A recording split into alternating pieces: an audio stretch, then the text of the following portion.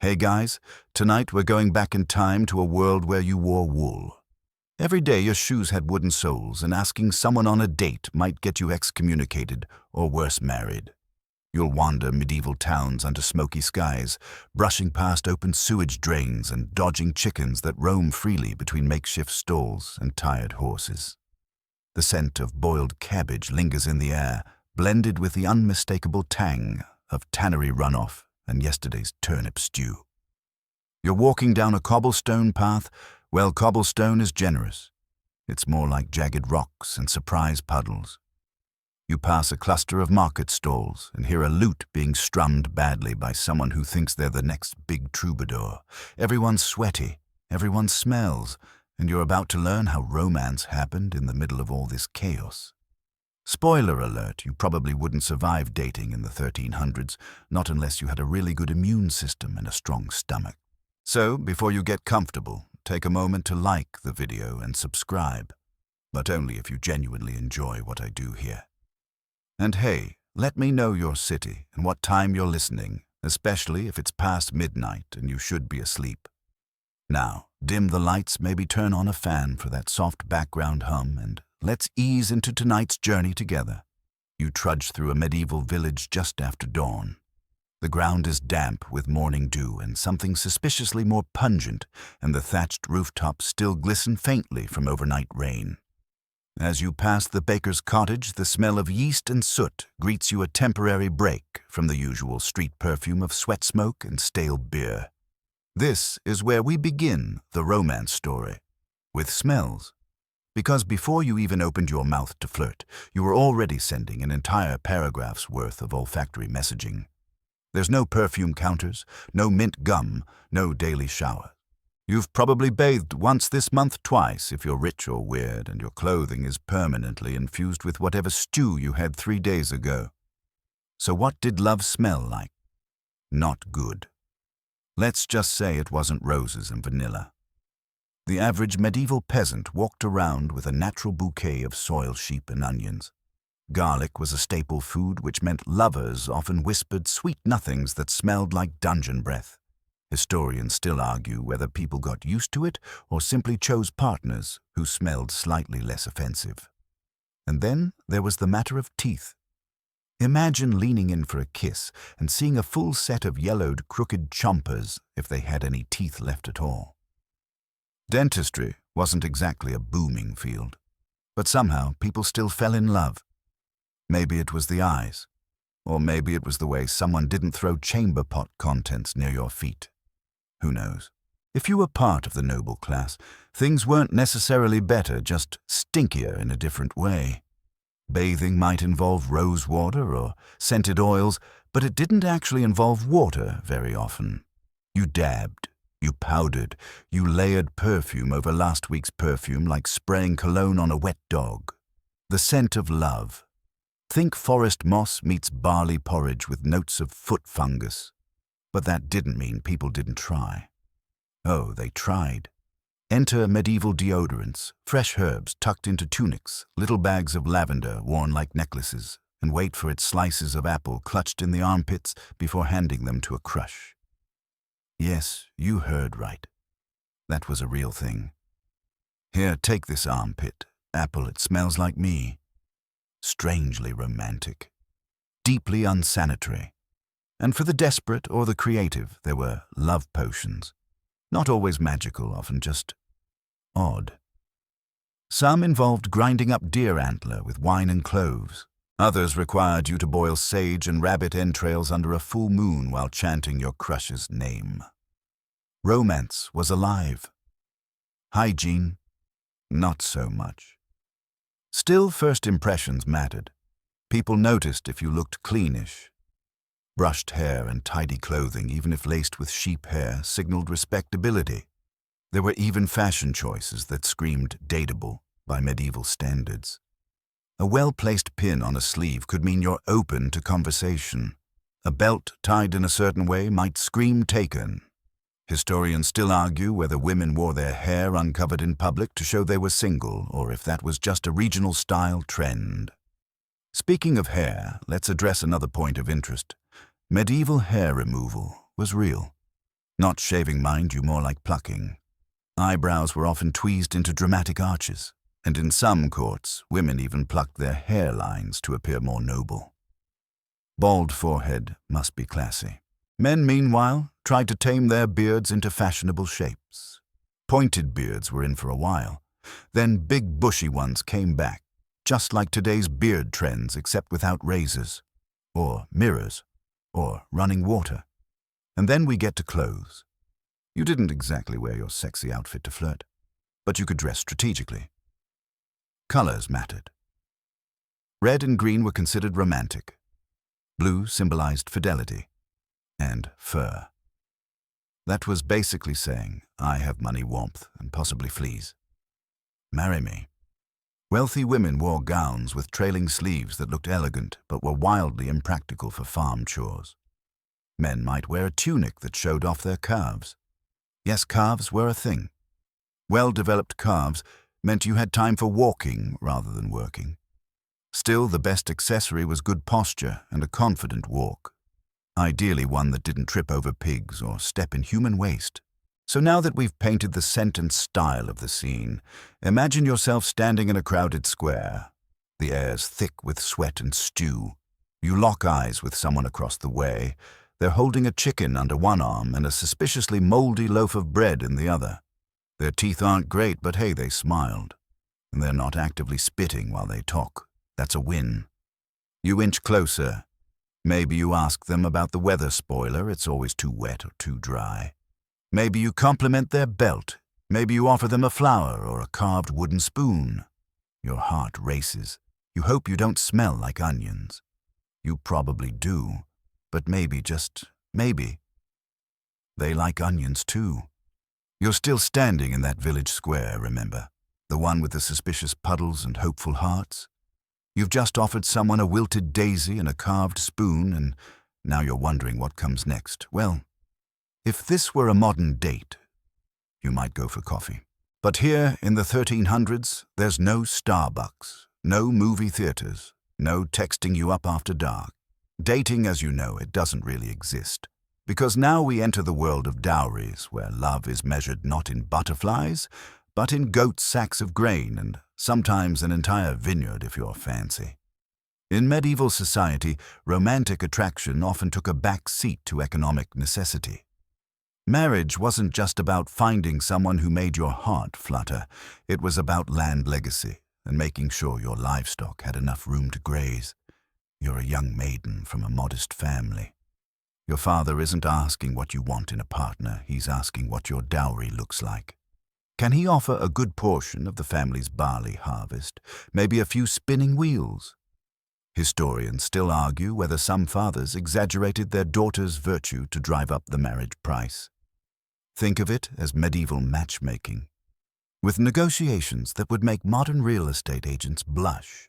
Meanwhile, if you're a suitor, you're expected to bring something to the table. Land a trade.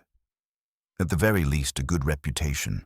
If you're lazy poor or have a family history of being cursed by a forest witch, your options are limited. And let's talk livestock, because nothing says lifelong commitment like a well-fed ox. Wealthier families negotiated these unions like business mergers. There were contracts, witnesses, even legal loopholes. In some cases, a father might back out of an agreement if a better offer came along. Sorry, love birds, but romance had to wait until after the accounting was done. Still, this wasn't entirely heartless. Sometimes affection did bloom eventually. There are tales of couples who learned to love each other after the marriage was sealed, their bond growing through shared struggle and mutual survival. Medieval marriage less rom-com, more gritty drama. Among the nobility, the stakes were even higher. A strategic marriage could end a war or start one. Imagine you're the daughter of a baron. You're told at 12 who you'll marry at 16. You've never met him. He lives 2 counties over. He's handsome, they say, which probably means he has both ears and a tolerable odor. Your marriage will unite 2 estates. That's the point. Your feelings, well, not really relevant. You ride to your new husband's manor in a wooden cart, past forests thick with wolves and robbers. You're dressed in your finest, probably a gown, lined with squirrel fur and embroidered with symbols you don't understand. There's a wedding feast. Someone plays the hurdy-gurdy. A pig is roasted. You sit beside your new husband who smiles with 5 teeth and smells like mead and leather. Congratulations. You're now married. You can start getting to know each other, right after you've merged your land holdings. But for peasants, things could be a little different. While marriages were still expected to be practical, there was sometimes more flexibility. You might actually fall in love with the person next door, someone you saw each morning at the well or while threshing wheat. Peasant marriages were usually arranged by the families, but there was more room for persuasion. If you were clever or just persistent, you could make your case. Maybe you impressed her father with your steady work in the fields, or maybe she noticed that you didn't throw rocks at goats like the other boys, and if all else failed, there were festivals. Seasonal fairs were the closest thing to Tinder back then. You'd dress up, braid your hair, maybe dust off the tunic with the fewest holes. You'd mingle drink-spiced ale, watch traveling performers, and sneak glances across the maypole. Sometimes those glances turned into conversations. Sometimes those conversations led to marriage offers, though the negotiations still happened later with parents present and goats probably involved. It wasn't all transactional, though. People did yearn. Poems were written. Hearts were broken. Jealousy existed. There are court records of lovers eloping, of engagements broken because of inappropriate affection, and even accusations of seduction that sound surprisingly modern. One particularly odd tidbit: in some parts of Europe there were trial marriages called handfasting, where a couple lived together for a year and a day to see if it worked out. If it didn't, they parted ways. If it did, they made it official. Historians still debate whether this was widely practiced or more regional folklore. But it's oddly progressive, considering most people still believed sneezing too hard could summon demons. And let's not forget how the church viewed all this. The church liked to control marriage. Big time. You needed witnesses. You needed approval. You needed to say the right words. But before that, before the ceremony and the feast and the exchange of land and livestock, you needed a dowry. So back in that village square, your carved spoon won't cut it. If you want to move this romance along, you're going to need to talk to her father. Find out what he wants. Maybe a barrel of cider. Maybe some chickens. Maybe you'll have to prove you're a good farmer first. Hope you like plowing. But for now, the girl with the daisy smiles at you. And for just a second, it feels like maybe love can conquer livestock requirements. Just don't forget to feed the goats. You're still in the same medieval village, same suspicious puddles, same hopeful smile from the girl with the daisy. But now something's changed. She hasn't turned away. She hasn't tossed your spoon. In fact, she's still standing there, which means, congratulations, you might have just initiated the medieval version of flirting. Now what? Welcome to the world of noble courtship rituals, the kind that involved rehearsed poetry, dramatic gestures, and the occasional jousting tournament to show you really meant it. If you were part of the nobility, you didn't just walk up to someone and say, "Hey, I like your tunic." That would have been barbaric. Instead, there were steps, elaborate, awkward, sometimes painfully long steps. This wasn't romance, it was performance art. You begin by sending a token, a glove, a ribbon, maybe even a handkerchief embroidered with your family crest and a wildly exaggerated depiction of a lion. The goal, subtle but unmistakable interest. Here, take this fancy scrap of fabric. It means I find you captivating and would like to marry you, or at least dramatically pine after you while composing sonnets. And then comes the poetry. Medieval love poems are a thing of tortured beauty. Picture a nobleman scribbling away by candlelight using a feather quill and way too many metaphors involving flowers and death. These verses were rarely subtle. Lines like, "Thy lips are crimson as the bloodied blade of battle," and "My soul doth ache for thee" were considered swoon-worthy. Today, that might get you blocked. Still, the intention was sincere. Courtly love, the romantic ideal of the medieval upper class, was about admiring from afar, longing endlessly, and remaining devoted, even if your beloved barely noticed you existed. Historians still argue whether this was true emotional suffering or just a socially acceptable hobby for knights with too much armor and too little serotonin. Of course, love poetry wasn't gendered. Noble women participated too. Some composed verses of their own, traded tokens, or sent embroidered messages via servants. Think of it as romantic DMs, except the message took 2 weeks and came with lace trim. One particularly strange but very real trend, the nightly test. If a lady was interested, she might ask her suitor to prove his devotion, not with chocolates or flowers. No, she wanted blood, or at least a heroic deed. Maybe he had to fight another knight in a friendly duel, or deliver her scarf to the top of a dangerous tower, or fast for 3 days while staring at her portrait. The medieval dating scene where simping was literally a full-time job. Picture yourself now as a young knight-armor, freshly polished horse, brushed to a shine. You ride into a noblewoman's courtyard, holding her ribbon tied to your lance. Everyone's watching. You dismount, kneel, and declare your undying loyalty. She nods, smiles faintly, and then says, "Bring me the pelt of the black boar of Ashmore." Great, that thing eats men. Still off you go. Because that's love, right? Of course, not all noble courtships were high-stakes adventures. Some were just painfully awkward social dances at feasts and banquets. You'd sit across the table, try not to spill pottage on your tunic, and sneak glances between goblets of mead. Maybe you'd offer her a bite of your roasted partridge. Romantic. Except she's already engaged to the Duke of Northbriar, whose beard is twice your size, and he's glaring. Now, if you're a noblewoman, things are even trickier. You're constantly being watched. Your conversations are monitored. Even a smile could be misinterpreted as a proposal. And remember, your father's probably already made arrangements for your future. This whole love poetry thing, it's delicate. It's dangerous. But it's also your only escape from the crushing boredom of embroidery falconry, and hearing the same minstrel sing about King Arthur every feast day. You might send your suitor a locket with your initials. You might write a riddle and have it delivered by your handmaid. If you're bold, you might even drop your glove accidentally while passing by his horse. Scandalous, but still thrilling. There's one more piece to this noble courtship puzzle public displays. That's right, flirting, but with an audience.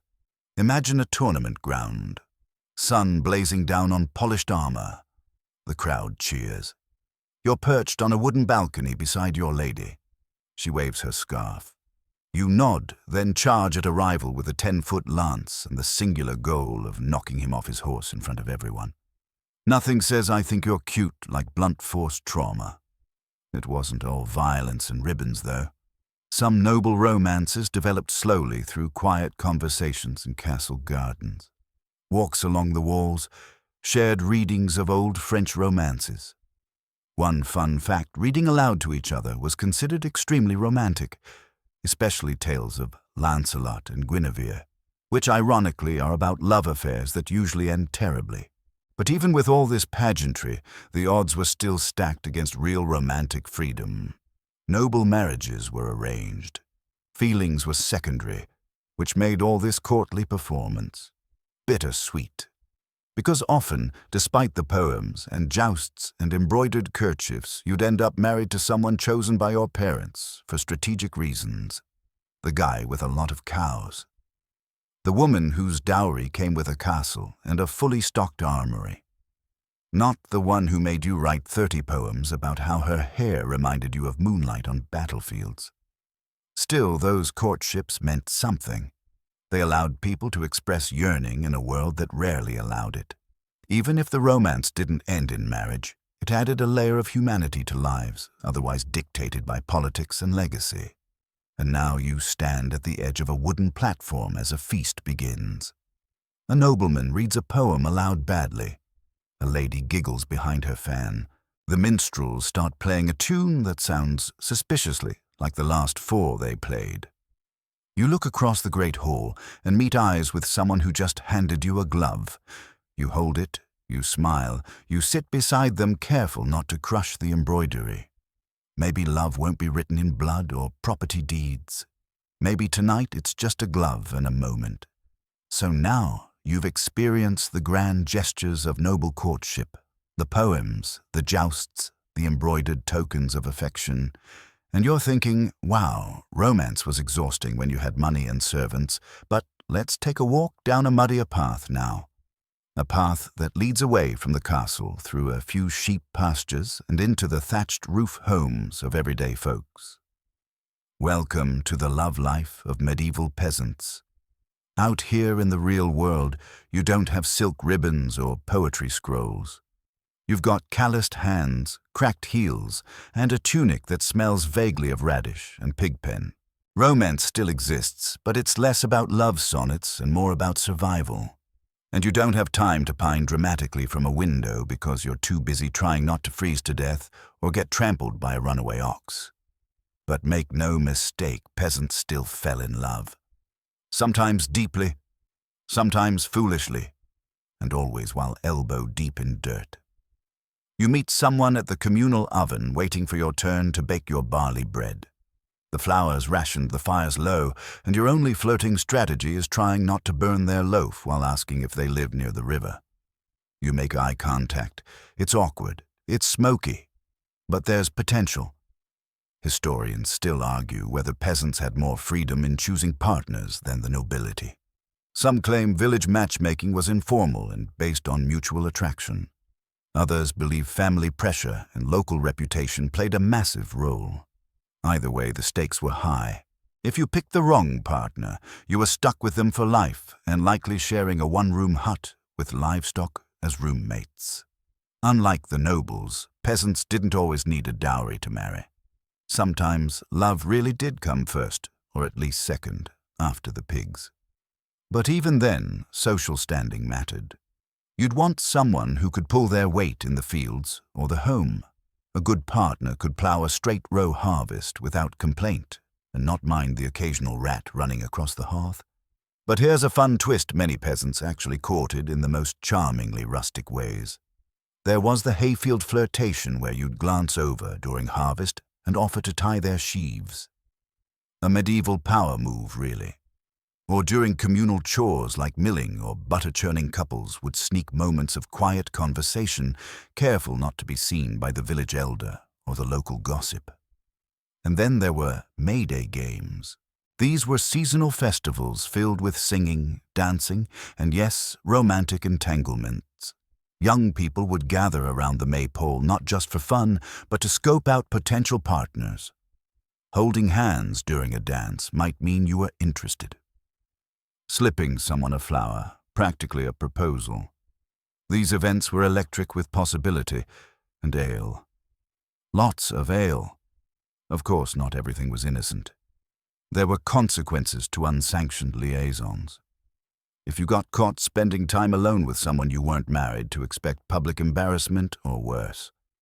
The church kept a firm grip on morality, and nothing attracted scandal like two unmarried teens sneaking off behind the barn. Some villages even had a tradition where a couple could spend a night together fully clothed under supervision just to see if they were compatible. It was called bundling. Imagine lying on a straw mattress with a heavy wooden board separating you down the middle. Romantic rite, just enough room to talk, flirt, and stare at the ceiling while trying not to sneeze from the hay dust. There's one recorded case of a young man who cut a hole in the bundling board to reach for his beloved's hand. Unfortunately, he was caught and sentenced to muck out the village privy for 2 weeks. Moral of the story, patience, not plywood, is the better path to love. And then we get to songs. Oh yes, peasants had love songs. Often passed down orally, these ballads told stories of love won and lost, of maidens lured away by soldiers, or brave lads who swam across rivers to kiss their sweethearts goodbye. Many were set to simple tunes played on fiddles or flutes with lyrics that ranged from sweet to mildly inappropriate. And humor, don't forget humor. Medieval peasants didn't have rom-coms, but they had jokes. Teasing and jesting were part of the flirting process. Calling someone a lazy goose might be an insult or a compliment depending on how they said it and whether they were smiling at the time. Historians still debate the fine line between medieval sarcasm and actual courtship. Now about the weddings. Peasant weddings were smaller affairs, usually conducted in the local church, followed by a feast if you could afford one. The food was basic stew bread and maybe a chicken if someone was feeling generous. But the dancing. That's where things got wild. The whole village would come out and the music would go on for hours. Laughter, stomping feet, spilled ale. It was chaotic, joyful, and deeply human. The couple would be blessed by the priest, then paraded through the village. Sometimes they'd even be pelted with grain, a symbol of fertility, or dunked in water for good luck. Don't worry. It was all done in love. Mostly. So tonight you rest beside a small fire outside a wattle and daub cottage. The stars peek out from behind clouds. A girl walks past carrying a jug of water from the stream. She glances at you. You glance back. No poetry, no ribbons. Just muddy boots, a crooked smile, and the shared knowledge that love doesn't need lace, it just needs timing and the courage to say hello, and maybe a clean spoon. You're resting on a wooden bench watching the fire flicker low in the hearth. Someone walks by carrying a basket of leeks. Another brushes hay off their tunic. Everything smells like smoke and stew and damp wool. And yet, somewhere between the muddy boots and sheep dung, romance blooms. But don't get too comfortable just yet. Because if you think dating as a peasant was complicated, wait until you learn what it was like trying to spend any time alone with someone. Welcome to the era of the chaperone. Part watchdog, part third wheel, part human buzzkill.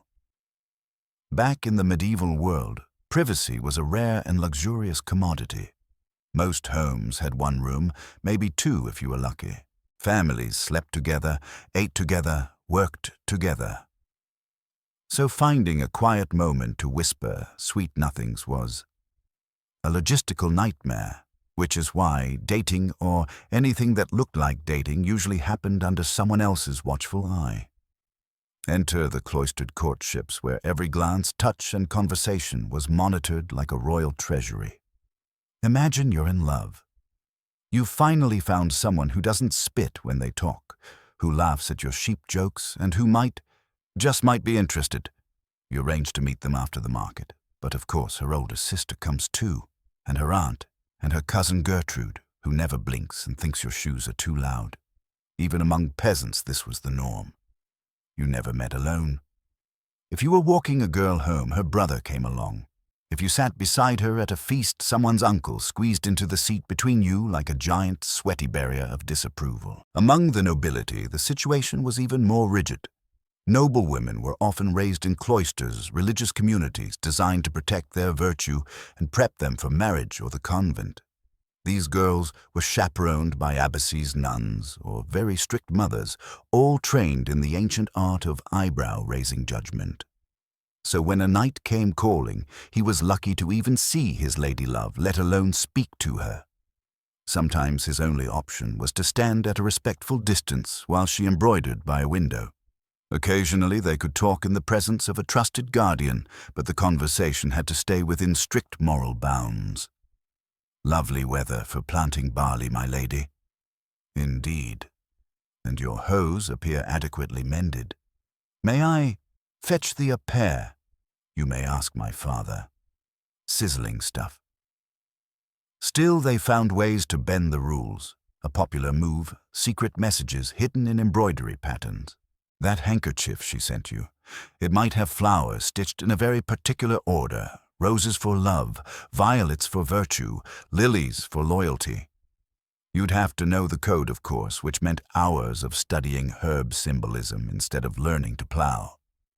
In some cases, chaperones even helped the romance if the match was deemed appropriate. A kind-hearted aunt might look the other way. A younger sibling might pass along messages for a small bribe of honey cakes.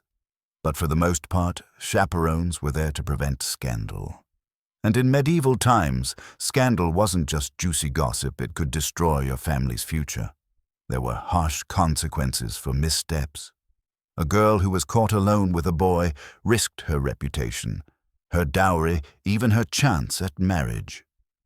A boy who overstepped could find himself beaten by the girl's brothers, exiled from the village, or forced into a shotgun wedding with zero stew privileges. And this paranoia didn't come from nowhere. The church had a firm grip on courtship. Clergy preached against lustful thoughts, warning that even impure intentions could lead to damnation. So if you think it's hard navigating modern dating apps, try managing your feelings while being told your soul might combust if you hold hands too long. But that didn't stop people from trying. Young couples would steal moments where they could. Behind a haystack, in the narrow space between the bakehouse and the blacksmith's shed. During the chaos of a festival when everyone was too drunk to notice anything but the pig races. And even then, someone was always watching. Always. One quirky tradition, the courting stick. In certain parts of Europe, if a couple was granted permission to talk privately in the evening, they'd sit on opposite sides of the fireplace, holding a long wooden stick between them. Imagine trying to flirt while balancing a log between your knees and being judged by a grandma 3 feet away. Romantic? Maybe. Awkward deeply. Still, people made it work. Love finds a way, even if that way involves whispered conversations through a thatched wall and pretending to be interested in butter churning just to get a few extra minutes together. And sometimes, a well-placed chaperone gave lovers just enough cover to misbehave. There are records of noblewomen slipping away during Mass or sneaking kisses behind cathedral columns. Peasant couples might arrange to meet in the woods under the pretense of gathering firewood, though they usually came back with suspiciously little kindling and very flushed cheeks. Historians still argue whether this constant supervision made love sweeter, more stolen, more precious, or just unbearably stressful. But one thing's certain: if you managed to build a romance under these conditions, it probably had some serious staying power.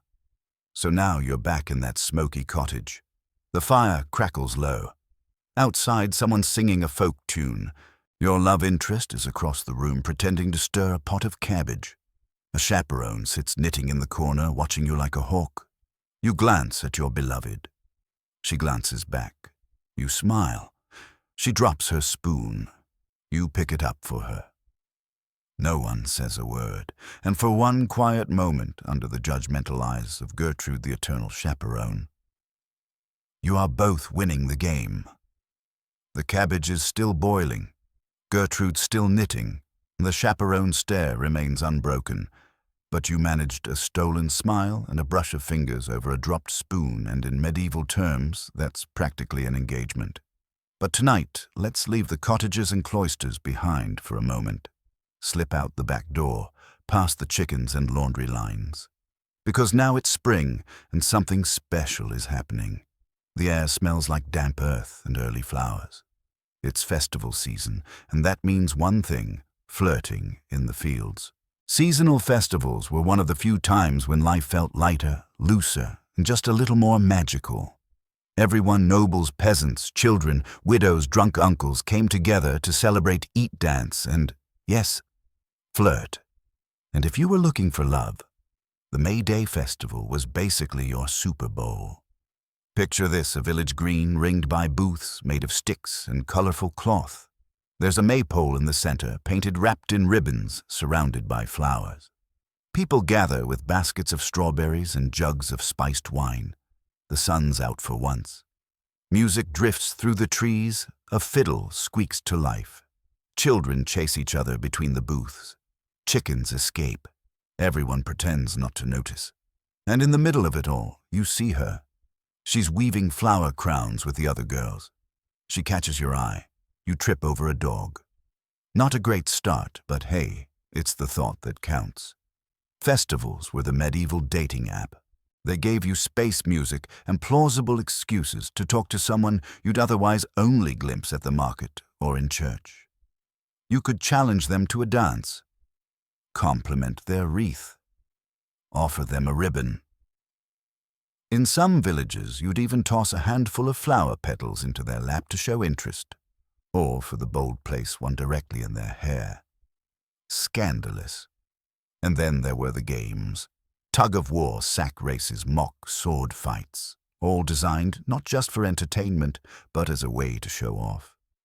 You might flex your muscles during the log toss, then casually look over to see if she's watching. She probably is. But she's also laughing at the guy who just fell face first into a goose. You try not to feel jealous of the goose.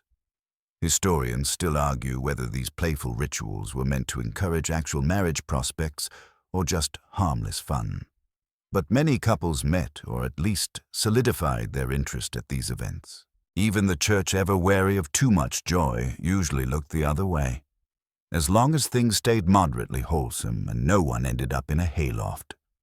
One fringe but real tradition, the Greenwood marriages. In some parts of England and France, couples who paired off during May Day might exchange vows in the woods witnessed only by the trees, a few curious squirrels, and possibly an inebriated friar. Were they legally binding? Historians still debate that, but they were emotionally binding, especially if someone got pregnant, which, let's be honest, happened more than the church liked to admit. Of course, not every festival was May Day. There were harvest festivals, winter feasts, and even saints' days tied to local legends. Each came with its own rituals, foods, and flirty customs. At the harvest celebration, you might offer your crush the first apple from your orchard. At the winter feast, a carefully chosen candle passed between you could mean I'd like to see you more often, even if my nose hairs freeze in this weather. And then there was the midsummer fire. Picture a towering bonfire blazing under a velvet sky. Sparks fly upward into the dark like tiny stars. Around the flames, villagers dance hand in hand, laughing, spinning, glowing in the heat. The air is filled with smoke-roasted meat, and just a hint of magic. If you wanted to declare your interest, now was the time. You might toss a sprig of herbs into the fire and whisper their name, or jump over the flames together if you were really serious. It was believed that couples who leapt over the midsummer fire hand in hand would stay together forever, or at least until winter boredom set in. Now imagine you're standing at the edge of the fire circle. She's beside you. Neither of you speaks. The heat warms your face. The music slows. She reaches for your hand. You jump. Both land safely, slightly singed, but grinning. You don't know what comes next, but you know you jumped together. Even nobility got in on the action, though their festivals were fancier and filled with more scripted performances. Court masks, costume dances, tournaments. You might wear a disguise dance with someone under candlelight and reveal your identity only at the end of the night. Shakespeare wasn't kidding. Those masked balls were real and they were dramatic. One real fringe custom apple bobbing for affection. Yes, seriously, a game that started as harvest fun turned into a subtle matchmaking game. Whoever pulled the apple with a bite already taken out of it. You just earned a dance, possibly a wedding. Definitely a stomachache. And don't underestimate the power of a shared ale. In crowded taverns during festivals, 2 cups knocked together by accident might lead to a conversation, or a spilled drink, or a lifelong partnership built on the foundation of mutual mead preference. The point is, festivals gave people space to relax, to smile, to forget for a few precious hours that the rest of the year was filled with hard labor-tight rules and chaperones with laser vision. Under a tree beside a fire or in the middle of a drunken circle dance, you could take a risk. So you leave the festival late at night. The fire's embers glow faintly behind you. The air is cool, but your hand is still warm from hers. You walk in silence. A flower crown slips from your head. You don't pick it up. You don't need it anymore. The embers of the festival fire are still glowing in your memory, but now you're back in your everyday tunic, trudging through mud on your way to work or church, or maybe to see that special someone again. But you need a plan. You can't just keep jumping over bonfires and hoping for the best.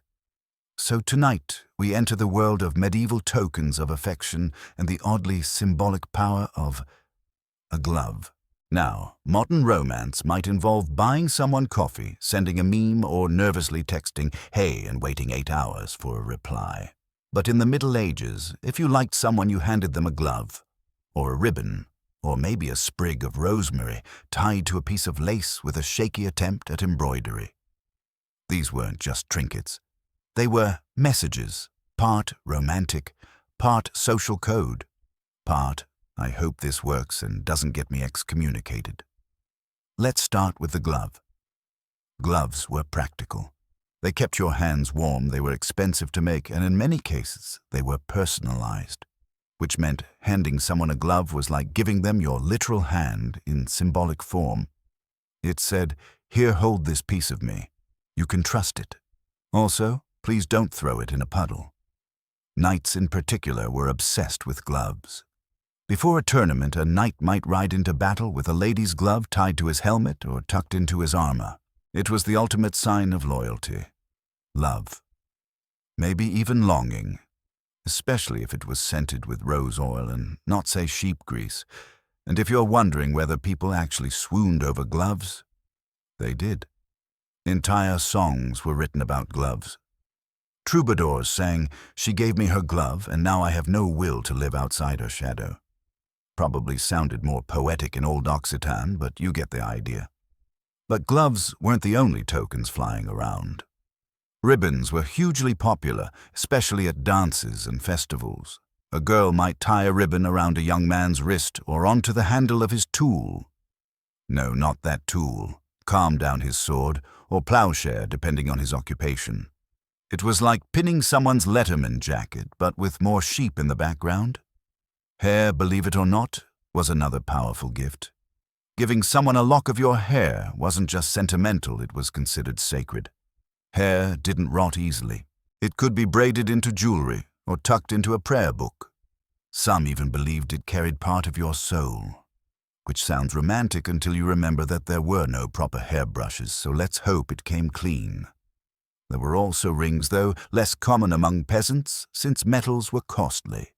But a simple loop of woven straw or twisted wire could still hold powerful meaning.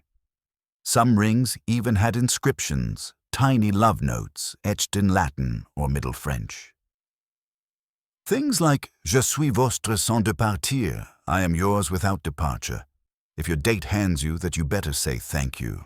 And for the romantics with zero budget, there were herbs and flowers. Now this wasn't just a grab something green and hope for the best situation. Medieval Europe had an entire language of plants, and each herb or blossom carried its own message. Rosemary, remembrance and fidelity. Lavender, devotion and purity. Thyme, courage and love. Rue, regret, ouch. Mint, suspicion, double ouch. So if someone gave you a bouquet of rue and mint, yeah, you were probably ghosted. In some regions, people even wore posy rings, which contained tiny inscriptions of love or loyalty. One notable ring from 14th century England reads simply, "Mon cœur, avec you, have my heart." Short, sweet, and easier to wear than a bag of flour. Even food was sometimes used as a token of affection. A girl might bake a small loaf of sweetened bread and offer it to her crush. A young man might bring a wedge of cheese or share part of his family's only apple. Yes, it's low on calories but high on symbolic value. One fringe but very real practice. Heart tokens. In a few rare cases, people would carry actual carvings of hearts made from wood, bone, or even clay.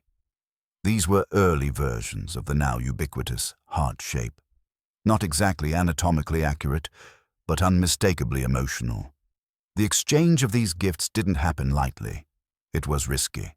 If you gave someone a token and they rejected it, the whole village might hear about it by nightfall. That's right. Medieval small towns had gossip networks faster than Twitter and twice as unforgiving. And if you received a token and didn't respond appropriately, you might be labeled cold, arrogant, or worst of all, disrespectful. Which brings us to the return of the token. If things didn't go well, or if your parents arranged a better match, you were expected to return any gifts. The glove, the ribbon, the lock of hair. Handing them back was like saying, Thank you, but my family needs the sheep more than you right now, and if the token was never returned, well, that meant something. People would hold on to these things for years, hidden in linen drawers, tucked in boot soles, sealed in prayer books. Not just because they were valuable, but because they were meaningful. A piece of someone else's affection. A reminder of a summer dance, a brush of hands, or a whisper behind the bakehouse. So now picture this. You're standing in a field at dusk. The day's work is done. The sheep are finally quiet. A breeze moves through the grass. She walks up, quiet, hesitant, holding something wrapped in linen. She places it in your hand. You unwrap it. A small glove. Faded. Mended. Yours. She kept it. And you don't say anything. You just hold it. And her hand. And for a moment the whole world smells like lavender and old leather and something new blooming under the stars. The glove is still in your hand. It's worn smooth now, soft from time and touch, but the meaning inside it feels brand new. You trace the stitched seams with your thumb as the wind moves through the grass around you. And just like that, your mind begins to drift toward what's next. Because if exchanging gloves and glances was the start, then festivals were where it all came to life, and tonight we're diving deeper into those festival flings where everything sparkled for one warm night and often disappeared by morning. Let's set the stage. The moon is bright and round above a patchwork of tents and torch-lit carts. The village green is packed muddy and alive with noise. Chickens flap fiddles, screech dogs bark at shadows, and children streak by in clothes 2 sizes too big. It smells like honey sweat ale and slightly burnt sausages. You've arrived at the spring fair, the biggest event for miles. And it's the only place where people from neighboring villages, wandering merchants, hopeful minstrels, and suspicious herbalists all come together. And that means fresh faces, new smiles, possibilities. For many, especially young people, this was the only real chance to meet someone outside their own muddy town, your dating pool. Expanded if only for a weekend. Now here's where things got interesting. You might be stacking barrels for your uncle's mead stand when a stranger from 3 towns over walks past balancing a basket of honeycombs on her hip. You offer to help awkwardly. She nods. You almost trip on a goat. It's fine. That's courtship, baby. And don't forget the games. They were everywhere, and they were less about competition and more about flirtation in disguise. The ring toss wasn't just about aim, it was about who you'd give the winning token to. The wheelbarrow race. You chose your partner carefully. There were more accidental stumbles in those than in all of medieval tax records. The fortune tent. You go in together. She gets wealth and marriage. You get mystery and longing. You both blush. It's rigged, but you don't mind. Even the music played a role. Villagers sang ancient songs, some older than the stones under their feet. If someone pulled you into a circle dance that wasn't just rhythm, it was an invitation. If they held your hand during the second verse, that was interest. If they looked away during the chorus, that was regret or maybe just stage fright. And then there were the mock weddings. Yes, seriously. As a festival game or playful custom, a couple might be married for a day. No legal binding, no priest, just a few laughs and some light teasing from the crowd. You'd walk around hand in hand, maybe share a meal, maybe a dance. In some cases, you'd even be given a little garland crown. Most of these festival flings didn't last past sunset, but every once in a while, they did. Some couples did fall in love at the midsummer feast or the apple fair, or while chasing escaped pigs together after a cart tipped over. These stories would be told again and again, passed down with a little more sparkle each time. But not everything about festival romance was sweet. There were risks. Sometimes the drink flowed too freely. Expectations got tangled. Promises were made and forgotten.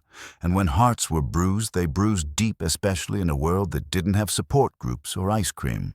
One lesser-known but very real part of festivals, public shaming. If someone acted inappropriately, or say got too handsy or failed to honor a promise they could be called out. Literally. The town crier might shout their name. They might be forced to wear a garland of garlic or be dunked in a water trough.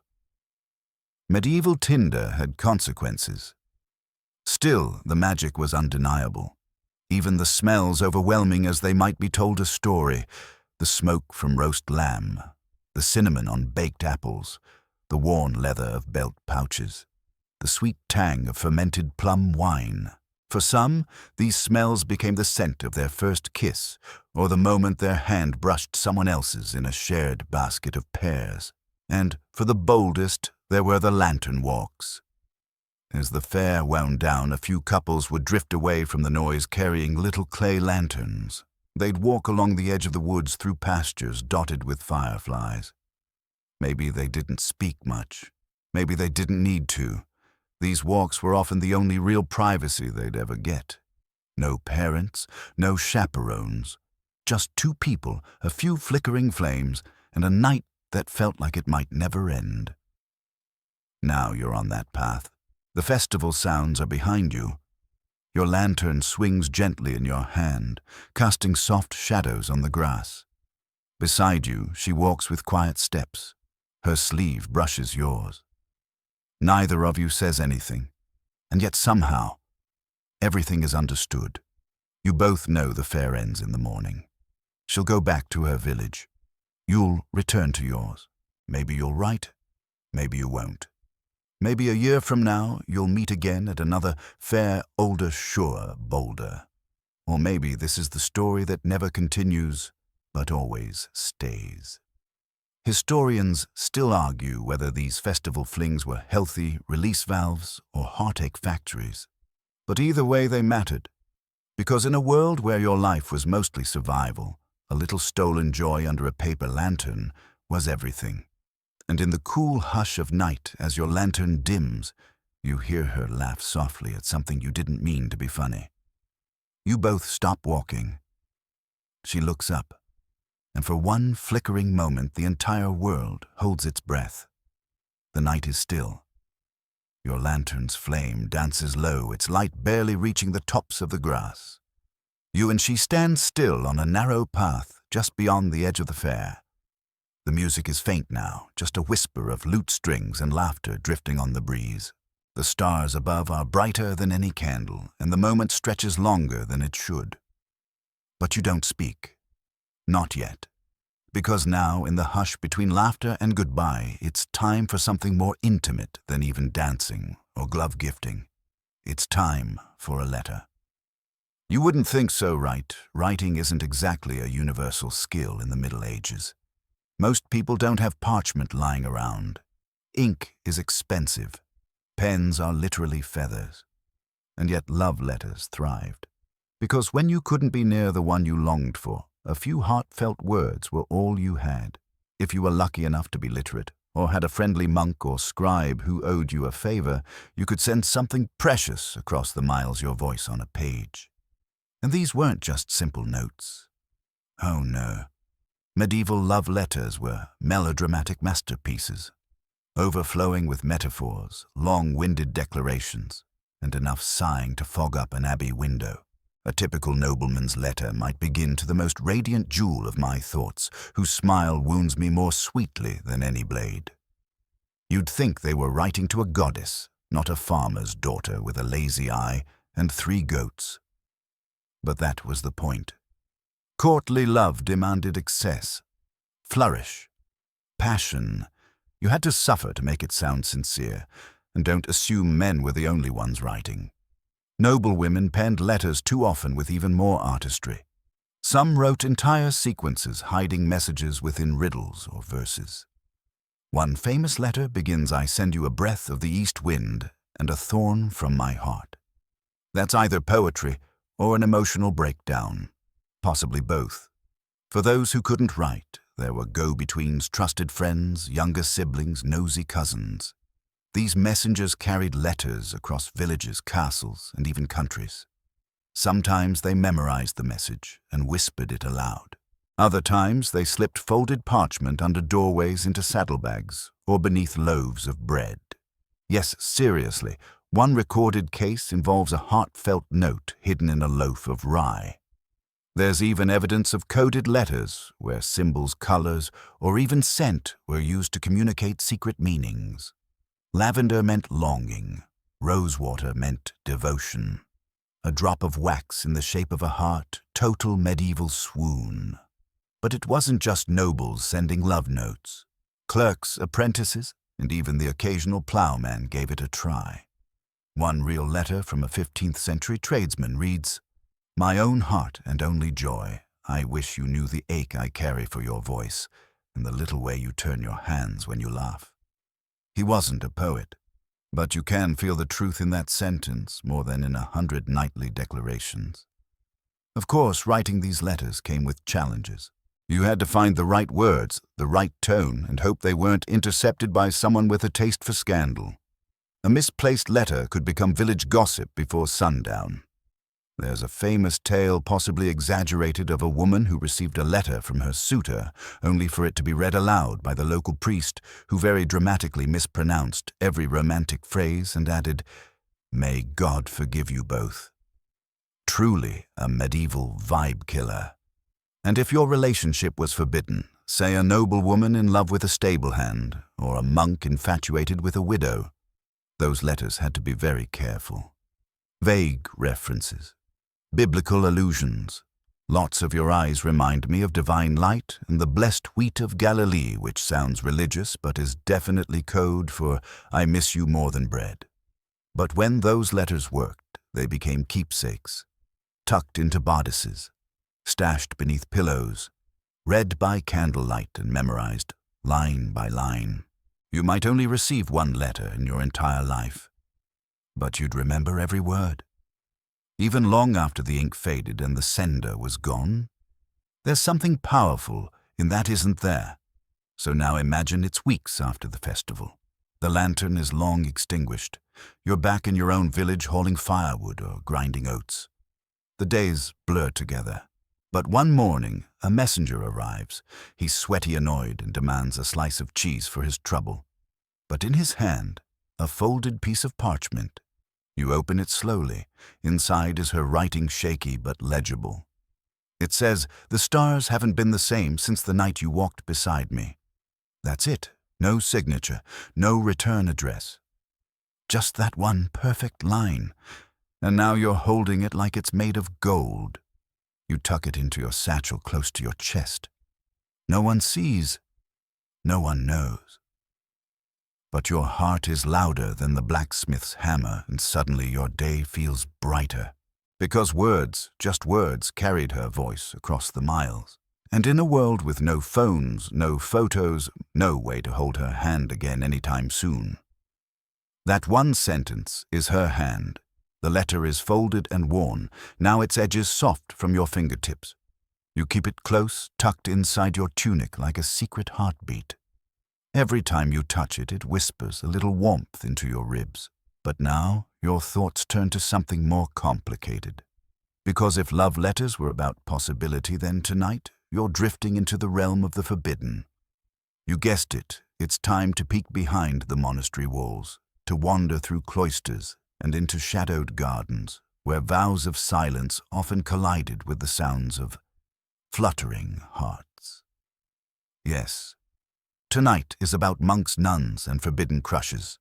You might not think of monasteries and convents as hotbeds of romantic tension, and to be fair, most of them weren't.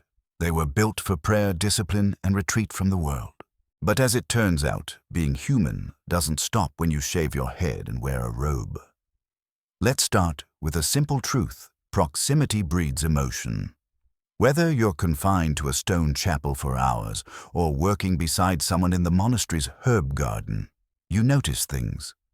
The way someone speaks their Latin prayers, the way they carefully trim the rose bushes, the way they hum to themselves when they think no one's listening. And remember, many of these people didn't choose this life. Some were placed there by families as children. Some joined for survival, not faith. And though many embraced their calling others, well, others discovered that holy life didn't magically switch off longing. Historians still argue whether monastic crushes were rare exceptions or quietly common. But we know these letters survive. Confessions survive. Even some old disciplinary records survive, telling us that love like ivy finds its cracks. One real case involves a 14th century nun who was caught writing poems to a local priest. She used metaphors about clouds and vineyards. It was poetic, sure, but it was also very obvious. The bishop intervened. The priest was reassigned. The nun spent the next 6 months on kitchen duty, presumably reflecting on metaphors that wouldn't get her in trouble. And then there's the story of Brother Thomas and Sister Ellen. They met during shared library duty because, yes, even monks and nuns needed someone to alphabetize the saints. He noticed how she always hummed when reading about Saint Agnes. She noticed how he always smelled faintly of rosemary from the herb cellar. It started with shared glances, then silent walks between scripture readings, and then a carved wooden bead from her rosary slipped quietly into his satchel. That one bead was later discovered during a routine inspection.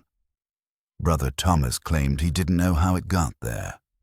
Sister Ellen said nothing, but the records show both were transferred separately to distant houses. No other punishments were noted, but neither took new vows for several years after. Which says something.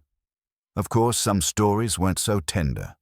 There were harsh consequences for those caught in the act. Monastic discipline could be brutal. Flogging, exile, even imprisonment in a cold stone cell. Not exactly your typical breakup.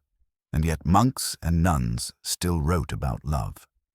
One monk in the 12th century filled the margins of his prayer book with tiny drawings of women's faces, each a little different, each captioned with a cryptic note, like voice, like wind in a bell, or laughed at pears. Scholars don't know who these women were, or even if they were real, but the longing in those notes is unmistakable. Even church-sanctioned literature wrestled with this. Tales of courtly love often featured knights tempted by women in convents, usually as a test of their faith. Some passed, many did not, And let's not forget some monasteries and convents were near each other. Close enough that monks and nuns might cross paths during shared feast days processions or when exchanging goods like bread or cheese. Just imagine the tension. You like this goat cheese, I do? Cool. I made it while thinking about mortality. Same. Steamy stuff. Now it's important to understand that not every romantic feeling was acted on. Many monks and nuns remained faithful to their vows. They channeled their longing into prayer poetry or music, and some genuinely found peace in celibacy. But the struggle that was real and deeply human. There's a fringe tradition largely forgotten now of holy longing letters. These were written not to a person, but to God, but written as if to a lover. They blurred the line between spiritual and romantic yearning. Phrases like, "You are the fire in my bones," "the ache I wake with," "the silence that waits for me." To modernize, it might look like romance. To medieval monks, it was sometimes the only safe way to express deep emotion. And yet the temptation of actual earthly love remained. So now imagine yourself as a scribe copying texts late at night by candlelight. You glance across the scriptoria. There she is quietly binding books with practiced hands.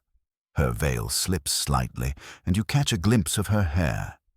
You look down, then quickly scratch out a sentence you weren't supposed to write. I think of her during Compline. You immediately scratch it out. Ink smears. Your heart pounds. A bell tolls in the distance. You know you'll never speak to her. You'll never hold her hand.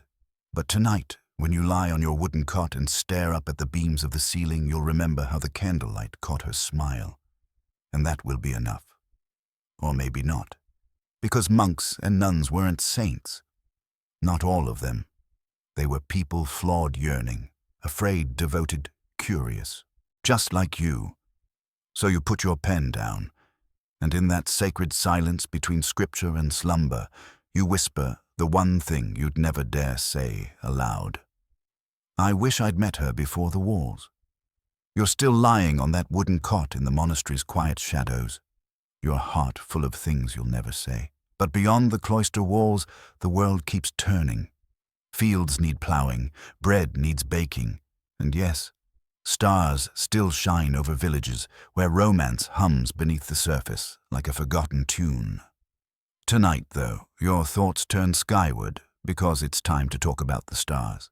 Yes, medieval folks took astrology seriously, and when it came to love, people wanted the cosmos' opinion. Because if Mercury was throwing a tantrum in Leo, maybe that's why the girl from the grain stall ghosted you after you gave her your best onion. In the Middle Ages, astrology wasn't fringe or silly, it was science. The best minds of the day believed the stars influenced everything from personality to marriage prospects to crop yields. So naturally, if you were thinking about love, you might consult the heavens before your heart. Let's say you're a young man with big feelings and bad shoes. You're sweet on someone, but unsure if she's into you or if she's about to marry the fishmonger's son with the unfortunate beard. What do? You visit the village astrologer. She might be an old widow with cloudy eyes and a parrot that speaks Latin, or a scholarly monk with ink-stained fingers and an unsettling collection of goat bones. Either way, they'll ask for your date and time of birth, assuming you even know it, and consult a chart that looks like someone spilled soup on a compass. Then comes the reading. You are a Sagittarius with Venus in retrograde, and she is a Pisces moon, which means your union would be blessed by wind but cursed by turnips. Romantic. These readings influenced real decisions. Historians still argue whether nobles delayed weddings based on star alignments, but enough records suggest that some absolutely did. If Mars was angry, you postponed. If Venus was strong, full steam ahead, possibly with roses and bad lute music. For the average peasant, astrology wasn't about printed charts. It was orally passed down, woven into folk tales and proverbs. A baby born under a waxing moon will break hearts or bread, never both. Don't kiss a girl during an eclipse unless you're ready to raise chickens together. Very specific. Possibly true. Some traditions even used zodiac-based matchmaking. If you were born under Libra, it was said you'd best avoid fiery Aries types, too impulsive, but pair a Virgo with a Taurus. That's a steady marriage right there, full of hard work and slightly awkward affection. One quirky medieval belief that the moment of first eye contact could be astrologically charged. The exact hour, the phase of the moon, even the direction you faced when your eyes met it, could all influence the fate of your bond. Imagine glancing up from your turnips and thinking, wait, was that east-facing, I'm doomed. There's even evidence of astrological love potions being brewed according to the moon's cycle. A pinch of thyme under a waxing moon. A strand of hair added when Venus is brightest. A goat blinked at twice under Saturn's gaze. Okay, maybe not the goat. But you get the idea. And the church, well, let's just say it had mixed feelings about all this. On one hand, astrology had roots in ancient scholarship. On the other, it kind of bordered on heresy. Depending on the region, you might get a quiet blessing for your horoscope or a stern lecture about trusting in God, not constellations. Still, astrology endured. Because in a world filled with uncertainty, plague, famine, surprise, Viking raids, people needed patterns. They needed hope. And if the stars could offer even a sliver of clarity about love, they were willing to listen. So now imagine you're lying in a meadow on a warm evening. The fair is over. The torches are out. Above you, the sky stretches wide and impossibly clear. You spot Orion, his belt tilted just above the treetops. Beside you, someone rests quietly. She points upward. See that one, she says. That's Aldebaran, the star of longing. You nod. Neither of you knows if that's true, but it sounds beautiful. She lies back on the grass.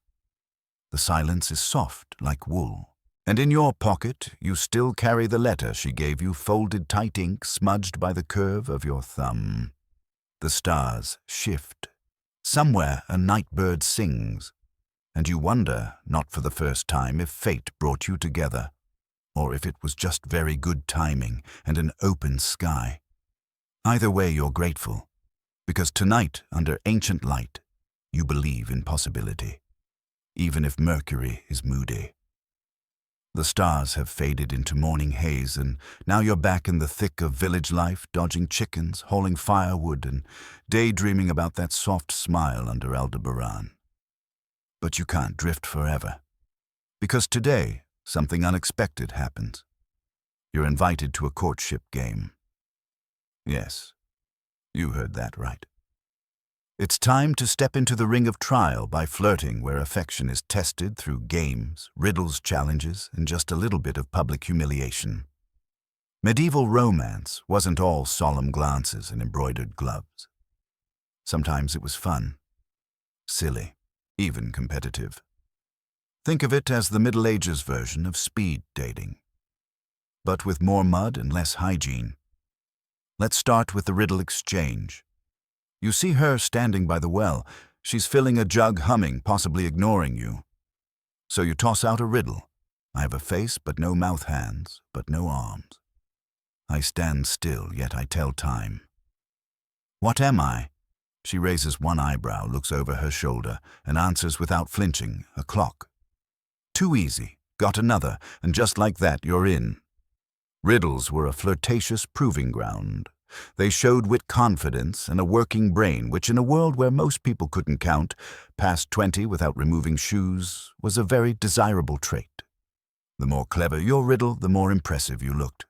Unless it backfired and confused everyone, which happened a lot. Some riddles were harmless, some were cheeky, and some were downright suggestive if you read between the lines. I go in hard, come out soft, and I never mind getting wet. It's bread dough. Calm down. You see where this is going. There were also mock arguments where couples fought in rhyming insults. These could go on for hours. Thy nose is long as Monday's fast, yet shorter than thy patience lasts. The whole village might gather to watch chuckling and cheering, and if you got flustered and stumbled on your rhyme, embarrassing, but also kind of adorable. Historians still argue whether these exchanges were spontaneous or rehearsed. Some scholars think couples practiced these verses ahead of time, like auditioning for a romantic duel. Others say they were entirely off the cuff, relying on quick wit and good timing. Either way, they worked. Because if you could match someone line for line, playfully, smartly, with just a wink of edge, it meant you were evenly matched, compatible, sparkling. There was also the apple toss. During certain feasts, especially in Germanic regions, young women would toss apples at the feet of men they liked. If the man picked it up and took a bite, that was considered a yes. If he ignored it, no. If he tossed it back. That's medieval, for it's complicated. Now imagine the pressure. You've been eyeing her for weeks. She finally has an apple in her hand. Your heart pounds. She tosses it, and it lands 2 feet short. You panic. Do you lunge? Do you pretend you didn't see it? Do you eat it in one bite and accidentally look deranged? These were real problems. And then came the rope games. In some villages, couples would face off in a tug-of-war. A win might mean you chose the dance partner. A loss, public teasing usually from your own siblings. There were even balance games where couples stood on logs over shallow water and tried to knock each other off with sticks. Giggling, splashing, sometimes bruising. Romance. And yes, there were dances. But some of them involved test questions before you could participate. A girl might only dance with a boy who could answer, "What grows without water, breathes without lungs, and dies without pain?" The answer, love. Or maybe fire, or if you're cheeky, your mother's stew. Either way, if she laughed, you were in. Then there was the glove gauntlet. Not a real gauntlet. Just a row of young women who would each throw a small token glove scarf or flower at a group of men. Whoever caught the item had to perform a task to earn a moment of her time. Recite a poem, sing a song, chop firewood. One unlucky lad once had to wrestle a goose. He lost. Badly. Still got the girl, though. Goose trauma has bonding power. One fringe tradition, rare but real, was the kissing stone. In certain rural areas, there was a smooth stone embedded in the wall of the village square. Couples would each press their lips to the stone from opposite sides. If both kissed it at the same time, the elders would say, "You're meant for each other. If not, well, better luck next spring." Of course, not every game ended in romance. Sometimes you bombed the riddle, tripped during the dance, forgot the words to the song you practiced in a hayloft for 3 weeks. But even failure carried charm, because it showed you tried, and in a world full of toil war and short lifespans, trying meant everything. So now you stand in the center of a festival circle. She's holding an apple. You're covered in flour from the failed baking race, and your knees sore from falling off the balance log. But you're laughing. She's laughing. The crowd claps as she tosses the apple again, this time a perfect throw. You catch it. And in that moment, just before you take a bite, you know this wasn't just a game. This was how love began. The apple's skin snaps between your teeth, crisp and sweet, and the crowd gives a cheer that echoes across the village green. She smiles, not just with her lips, but all the way up to her eyes. That's how you know this wasn't pretend. This wasn't just for the game. But what if the apple didn't work? What if the riddles didn't land? The glove was rejected. The dance missed its rhythm. What if someone wanted love but couldn't quite catch it? Tonight, we step into the candlelit shadows of hope and desperation. Because not every medieval love story unfolded with laughter and lace. Some required a little magical intervention. Yes, friend, it's time to talk about love spells and charms. And buckle up, because things are about to get herbal smoky and just slightly questionable. In the medieval world, when reality failed, people turned to folk magic. Now, we're not talking about sorcery. And dragons here, this wasn't wizard school. It was more like your aunt grinding up snail shells and whispering over soup, hoping you'd finally get married before Michaelmas. Let's begin with the classics. The love potion. The concept dates back to ancient times, but in medieval Europe, these little concoctions were a booming cottage industry. Typically made by wise women or local herbalists, they blended herbs, animal parts, and a healthy dose of wishful thinking. A basic recipe might include rosemary for memory and devotion, thyme for courage, honey for sweetness, a drop of wine for truth, and, powdered rabbit heart. Because apparently rabbits are good at love. Sometimes hair was added. Yes, human hair. A lock from the object of desire was stirred in with incantations and consumed under a full moon. Romantic? Maybe. Sanitary? Absolutely not. And let's not ignore the full moon effect. Timing mattered. You couldn't just mix herbs willy-nilly. There were rules. Potions brewed on a waxing moon were said to inspire attraction. Those brewed on a waning moon, better for forgetting an old flame, or cursing them, depending on your mood. Historians still argue whether these potions had actual physical effects, placebo perhaps. But whether or not they worked, people believed in them. And belief, as we all know, is a powerful ingredient. But potions weren't the only magical methods in play. There were charms, small physical objects worn carried or buried near the target's doorstep, a knotted red thread around the wrist, a coin wrapped in cloth under a pillow. In one recorded instance, a woman carved her initials into a piece of bread, fed it to a man, and declared he'd love her by the next harvest. Did he? No one knows. But he definitely reported stomach problems. Then there were spoken spells whispered in fields or while staring into firelight. Some were Latin. Others were old dialects mixed with Christian prayers and pagan phrases. One such charm began by the flower, by the thorn, let his heart be mine by morn. Subtle and desperate. Sometimes entire rituals were performed. A girl might walk backwards around a church at midnight, carrying a sprig of yarrow and muttering the name of her desired partner. If she saw his face in a puddle afterward, it meant the spell worked. If she saw a cow instead, unclear. Maybe the spell backfired. Fringe fact, in parts of rural France, women were told to place a fresh egg beneath their pillow after writing their lover's name in the yolk. If the egg didn't crack overnight, it meant a proposal was coming. If it did crack, well, you were probably going to be single and sleep in egg. Men had their own rituals too.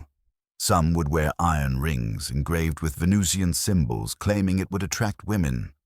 Others consulted traveling Romany charm peddlers, buying small sachets to increase allure. These sachets smelled like dead leaves and regret, but again, hope trumps stench. And then there was dream magic. A girl might place a sprig of lavender beneath her pillow, hoping to dream of her future husband. If she dreamed of rain, it meant delay. If she dreamed of a feast, it meant fertility. If she dreamed of nothing, tough luck. Try sage next time. Not all magic was romantic. Some was frankly unhinged.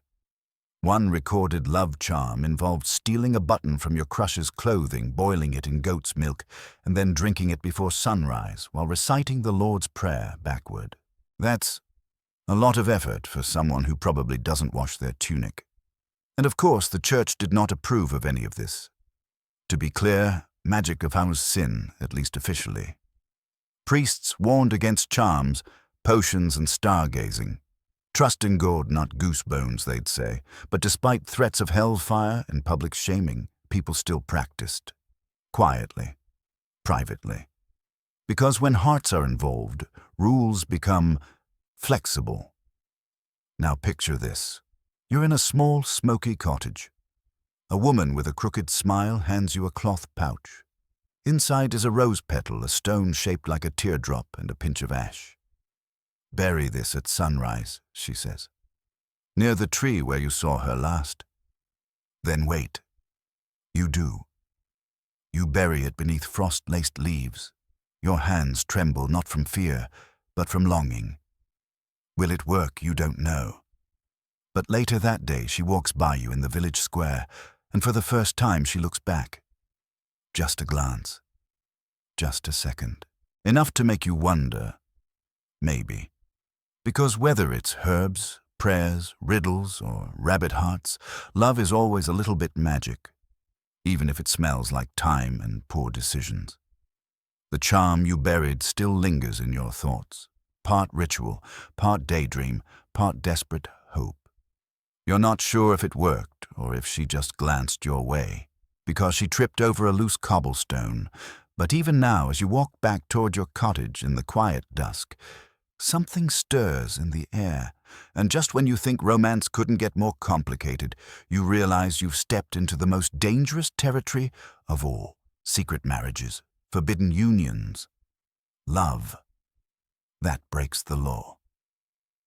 Tonight, we're entering the part of history where hearts-raced families disapproved, and sometimes love got people fined, exiled, or locked in the stocks. Because, yes, there were moments in the Middle Ages when getting married could be a crime. You'd think marriage, with all its rules and rituals, would be clear-cut. Priest, vows, witnesses. Done. But not quite. Because in medieval Europe, especially before the Council of Trent in the 1500s, the Church's definition of a valid marriage was surprisingly loose. All it technically required was mutual consent between two people. No priest, no ceremony, no paperwork. Just a verbal agreement: I take you as my wife, and I take you as my husband. Boom. Married. Spiritually, legally, emotionally, depending on who was watching. But here's the twist: while the church accepted these informal marriages, society didn't always like them. Parents wanted control. Lords wanted alliances. Villages wanted order. So when two people ran off to exchange vows without permission, that's when trouble started. Let's talk about clandestine marriages, the medieval version of eloping. Young couples, especially those from different social classes, would flee to a neighboring village or secret spot, a forest glen, a riverbank, a friend's cellar. There, under cover of night or dawn, mist, they'd exchange their vows. No witnesses. Just whispered words, shaking hands, and the kind of devotion that gets you into trouble. If they were discovered, there could be serious fallout. inheritance disputes, broken betrothal contracts, outrage from the local priest who was supposed to bless every union with a good holy lecture and a generous sprinkling of holy water. There's one recorded case of a woman named Elswith who married a traveling minstrel in secret. When her wealthy father found out, he had the man arrested for theft of property, meaning Elswith herself. The case made it to a local bishop who ruled that while the marriage was technically valid, it had caused unrest. Elswith was sent to a convent to reflect. The minstrel, no one saw him again, probably because he ran to Italy with a different Elswith. But secret marriages weren't always punished. In some towns, hand-fasting, a kind of trial marriage, was accepted as a step toward full wedlock. The couple would bind their hands with a ribbon or cord and live together for a year and a day. If after that time they still wanted to be together, the union was made official. The church tolerated it barely, but eventually cracked down, insisting all marriages needed public witnesses and a priest to be legitimate. Still, many rural couples kept the tradition alive. And what about annulments? Those were complicated. If you regretted your secret marriage or your parents pressured you to undo it, you had to go through an ecclesiastical court. This meant presenting a case that the marriage wasn't valid due to lack of true consent. Impotence. Yes, they checked. Pre-existing betrothal, or everyone's favorite loophole, being too closely related, which happened more than it should. One fringe tidbit: a couple once had their marriage annulled because they accidentally shared a godparent. Apparently, spiritual siblings were off limits. But the saddest cases, those where love was real, but not allowed. Like a noblewoman who fell in love with a blacksmith. She gave up her dowry, ran away with him, and lived in a tiny cottage outside town. For 5 years they were happy. Then her family found them. She was taken back. The blacksmith vanished. She was forced into a political marriage. Her story ends in silence, but the local folk songs remembered her name and how she once danced in the forge light. Sometimes even royalty fell victim to these rules. Kings and queens could not marry for love. Their unions were treaties inked in gold, sealed with bloodlines, and yet behind palace walls, love affairs bloomed. Secret letters, stolen glances at court dances, a dropped handkerchief that meant far more than it should have. And when these secret liaisons were discovered, scandal, arrests, occasionally beheadings. So now imagine this. You're standing beneath an old oak tree at twilight. A girl approaches quiet, breathless. She clutches your hand. "My father wants me to marry Rupert of Hillstone," she whispers. "He smells like onions and brags about fence posts." You blink. "But I know," she says, and her eyes glisten. "That's why we have to go. Tonight, to the Abbey Road. The priest there owes my aunt a favor. You don't hesitate, and as you both vanish into the fading light, you carry nothing but her hand, your name, and the vow you'll soon speak aloud, not in front of a crowd, but under stars and silence. I take you as my wife, and I take you as my husband. Just like that, two hearts defy the world. And for now, that's enough." The old oak tree fades into the distance as you run down the Abbey Road, breathless with purpose and soaked in moonlight. You don't look back. You only listen to the rush of your heartbeat, the hush of the world around you, and the quiet strength in the hand you're holding. But as sweet as that vow under the stars may feel, you still have one very big obstacle left to deal with. The church. Because while love may whisper softly, the medieval church often spoke loudly with rules, doctrine, and the occasional threat of eternal damnation. Tonight, we step into the intricate iron-wrought gate of church-controlled romance, where desire meets discipline and your local priest might just decide the fate of your love life. Now, to be clear, the church didn't hate love. It merely wanted to supervise it. Closely, from a very high pulpit. Marriage to the church was a sacrament, a holy act. It was about commitment, procreation, and creating a stable Christian household. Romantic love. That was more of a bonus, like finding a coin in your porridge. So when two people wanted to marry, they had to follow the church's rules. And those rules not always straightforward. For starters, you had to announce your intention to marry in church for 3 consecutive Sundays, a process known as bans. This allowed the community to object if there was a problem already married too closely related. One of you may be promised to a monk and just forgot to mention it.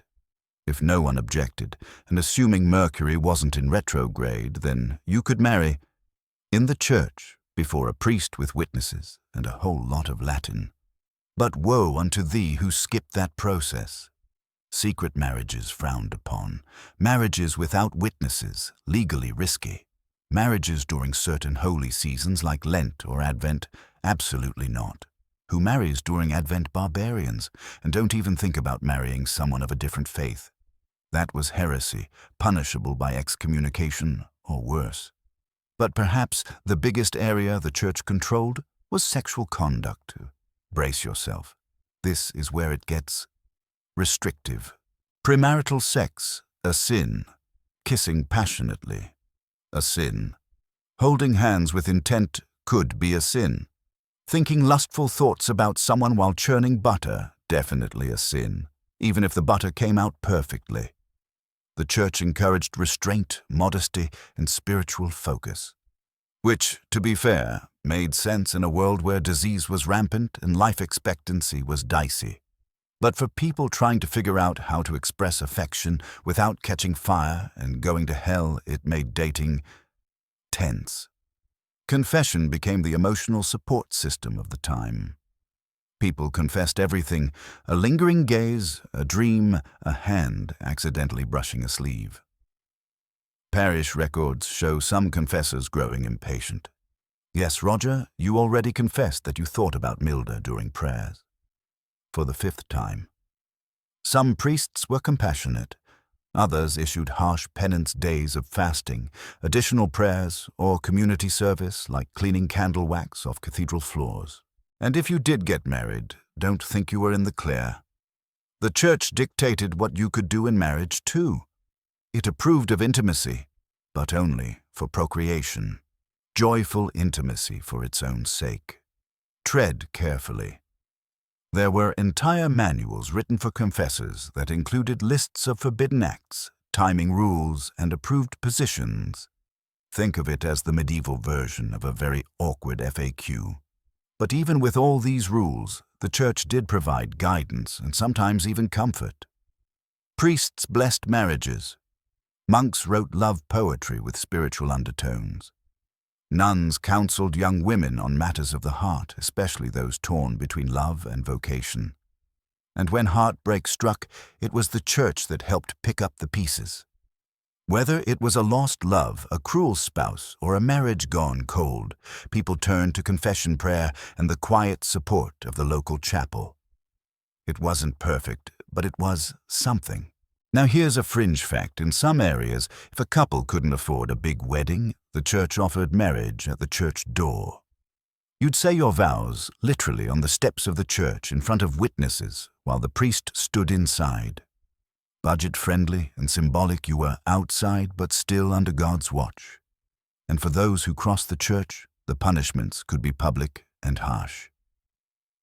There are documented cases of lovers being forced to walk barefoot through the village wearing sackcloth, holding signs that read things like, "I loved outside the Lord's blessing."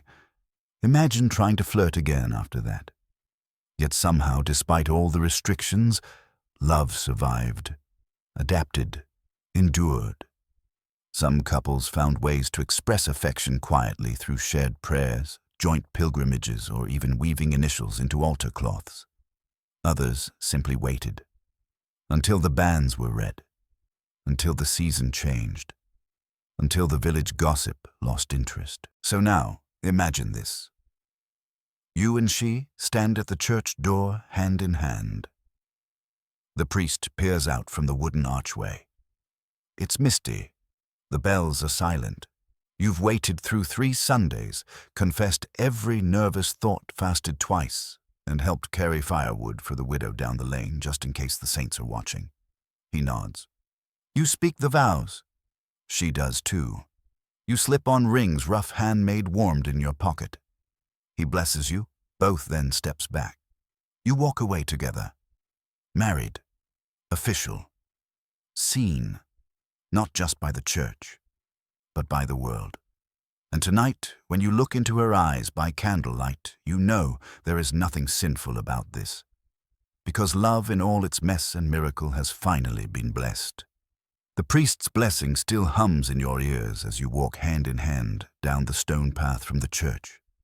The bells haven't rung too early in the morning for fanfare, but your hearts are loud enough. She smiles, and you don't need stars or charms or riddles to know you're home.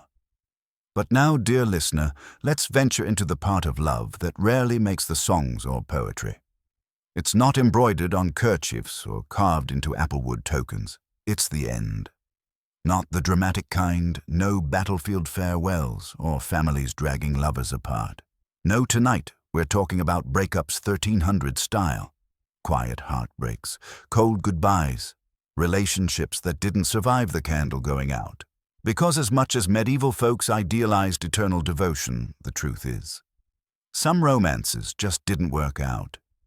So what happened when love fizzled, failed, or fell apart in a world without text messages, couples, therapy, or it's not you, it's me speeches? First, let's be clear. Dating wasn't always an official thing. There weren't boyfriend-girlfriend titles as we know them.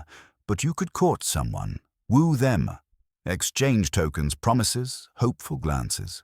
And if it didn't lead to marriage, well, sometimes the ending was just silence. A boy gives a glove. She returns it untied, unwashed, and without a word. Message received. A girl leaves a flower crown on a windowsill. The next morning it's gone, replaced with firewood. Polite, practical, not romantic. That was the quiet breakup. No tears, no drama. Just a slow fading out. But not all endings were so subtle. If a couple had been seen together, often dancing, talking, attending feast days, side by side, the village would start assuming something was happening. So when that pairing suddenly stopped, tongues wagged. Did you hear about Aldrich and Beta? She gave him back the spoon. The spoon. There's even a record from a Flemish village in 1324 where a woman publicly returned a ring by tossing it into a pond during a fair. The splash, witnesses say, was heard with great excitement and gasps. Aldrich, if that was you, buddy, we're sorry. And for the more dramatic souls, breakup songs were born. Troubadours occasionally sang verses not of praise, but of loss. She danced once with me under moonlight, but now her hand is turned. My heart is cold as chapel stone. Her favor never returned. These ballads weren't always honest, but they were cathartic. And if your heartbreak was especially juicy, some bard would probably twist it into a love triangle involving a knight, a chicken, and a noblewoman who spoke in riddles. Artistic liberties were taken. Sometimes breakups happened after marriage was arranged, but before it was sealed. These were messy. If one party pulled out, compensation was often demanded. Did you break a betrothal contract? Be ready to repay dowries, gifts, or favors.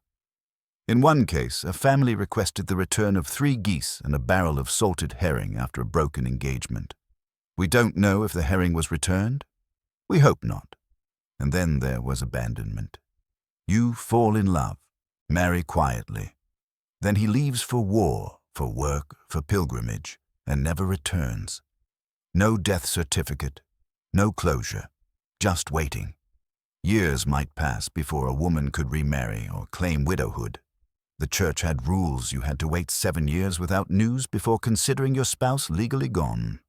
Imagine waiting 7 years only to hear he'd married someone else in another town and become a beekeeper. Bit of a sting, that. For the truly unlucky, heartbreak was public. If someone was caught being unfaithful even during courtship, they might face public penance. One woman was ordered to wear her lover's glove around her neck with a sign reading, "Faithless but fashionable." Okay, not that exact wording, but close enough. But here's the part that stings the most. In many cases, especially among peasants, there were no legal protections for emotional fallout. If someone promised marriage and broke it off, you were expected to move on quietly, and preferably with minimal crying near the bread oven. Yet heartbreak didn't go unspoken. People talked about it, whispered, wrote songs, scribbled verses in the margins of prayer books. One monk wrote this in the back of a manuscript. She gave me her name, then took it back. I now write it here to remember that I once felt known. Oof. That one stays with you, and while there was no therapy, there was confession. You could confess your sorrow, your anger, your guilt, and the priest would listen, not assign you prayers. Sometimes that helped. Sometimes it just made you feel lonelier. But time passed. You returned to work, tended fields, sewed patches into tunics, laughed again softly at first, then louder. You noticed someone else at the market, someone whose eyes crinkled when they smiled. You traded radishes. You walked the long way home, and slowly the ache turned into a story. So now imagine this. You're sitting by the fire, mending a basket handle. A knock at the door, you open it. It's her, not that her. A different her. One who laughs when she talks about sheep. She hands you a loaf of bread. No flowers, she says. But it's warm. And maybe this time it will be different, because medieval love didn't always end with marriage or tragedy or spell casting under the moon. Sometimes it ended and then started again. Just like that. You set the loaf of bread on the table. Still warm. Still unexpected. And maybe just in time. Because the truth is, medieval hearts didn't just break and mend.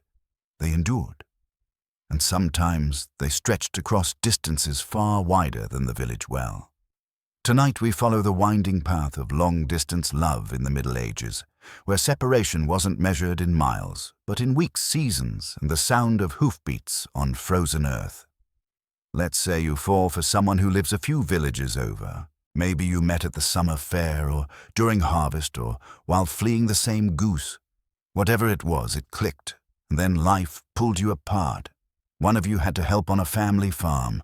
One was sent to apprentice in the next shire. One joined the military. One was whisked away to a convent or castle. Suddenly, there's distance, real inconvenient, soul-churning distance, and no way to bridge it quickly. There were no carriages for the common folk and no post offices. If you wanted to keep in touch, you relied on traveling merchants, wandering monks, or the guy who occasionally delivers salt, and also happens to owe you a favor for not mentioning his questionable hay-counting practices. Letters became your lifeline.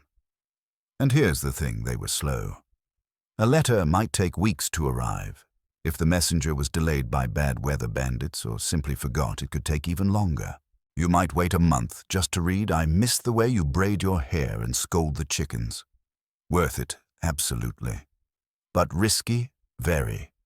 Because you never knew if the message would arrive or be intercepted or misunderstood.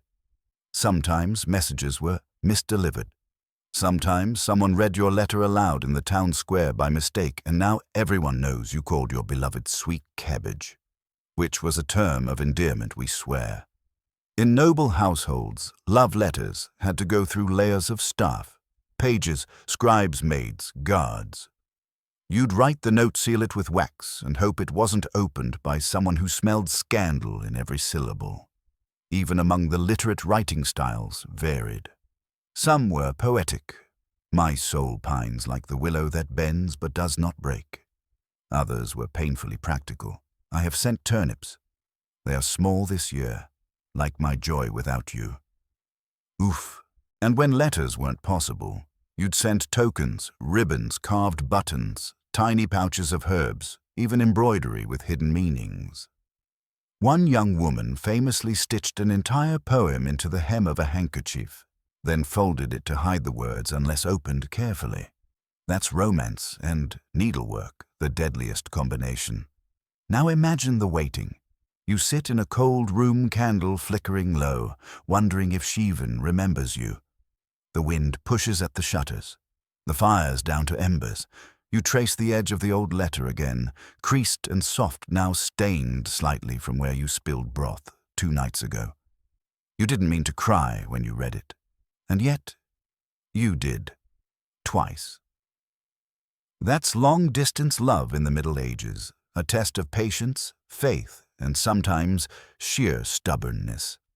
And for those separated by more than just geography, say class or calling, the emotional distance could feel even wider. A young man in service to a noble house might pine for the baker's daughter back home. He sends coins when he can tie in handkerchiefs with shaky notes. She writes back less often, not because she doesn't care, but because she's tired. She's working, and maybe deep down she knows the seasons keep turning, and so do hearts. Still hope flickers. Some couples made it work, even if they only saw each other once a year at Easter or the harvest feast, or during a brief window when the roads weren't washed out, or crawling with brigands they held on. They planned around feast days. They counted moon cycles. They carved initials into fence posts and watched the horizon every time a rider approached. One fringe tradition, tree markers. In some regions, lovers would mark a specific tree halfway between their villages, scratching initials or symbols into the bark. If either person visited the tree, they might leave a token, dried herbs, a ribbon, even a small loaf of bread.